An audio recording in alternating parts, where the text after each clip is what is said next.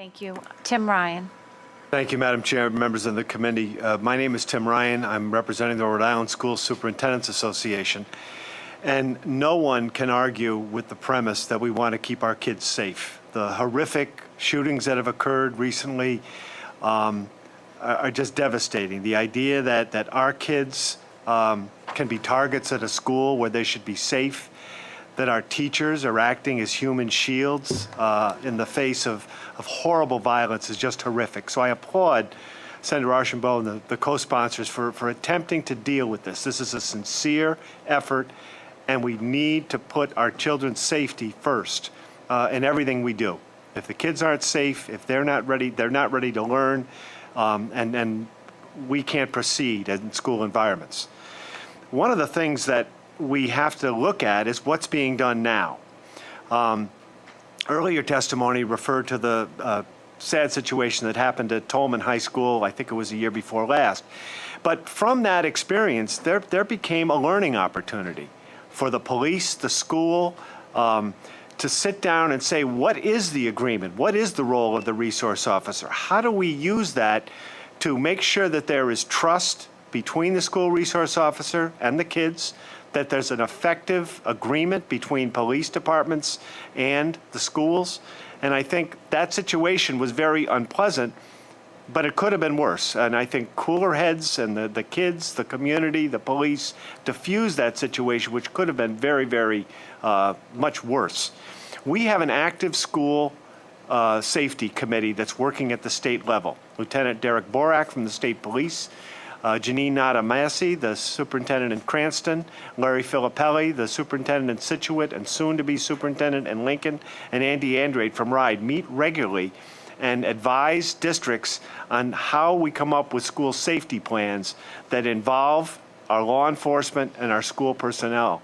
And these four people have worked very, very hard to put plans together. And I think, although this bill is well-intended, I think we need to look at what that safety committee has done, what they've recommended, and we're often not recommending spending lots of money, but making sure we have concrete plans. I think some of the aspects of this bill are one size fits all. I don't know that it would be necessary to have a separate school safety officer for each district. Some of our districts are very small. Some of those districts have very highly refined relationship between the police and school. In Burrillville, for example, a rural small community, the police and schools have worked together to rearrange patrol shifts to make sure that there's a strong police presence at opening and dismissal of school day, to reassure kids, to make sure that's where the people are. I have to say, to answer Senator DePalma's question, my personal experience with school resource officers is from North Providence, Middletown, and Portsmouth, and they've been very positive.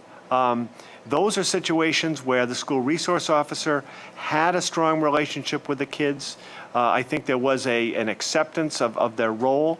Obviously, that's something we want to replicate in every community, because if the kids do not have a safe feeling, then we need to go back to the drawing board.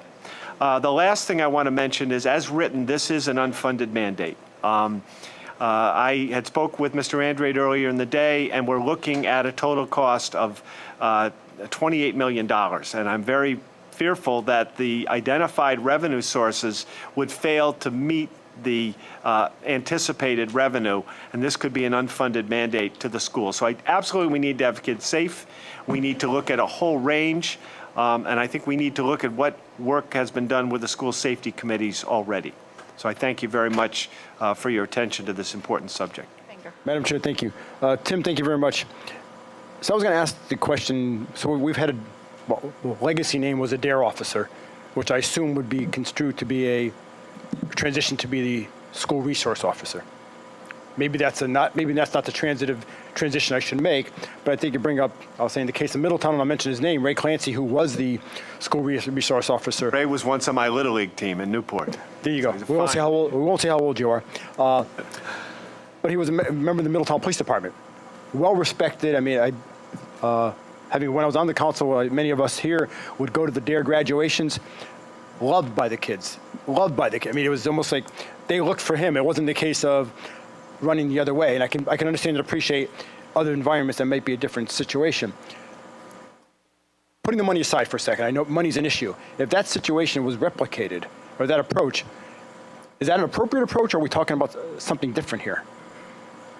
Well, I think the Middletown example is an excellent one about a positive relationship between that resource officer. And I'm not saying I am totally opposed to the concept of this. We have to do everything to keep our kids safe. But I think we need more information about what's happening now.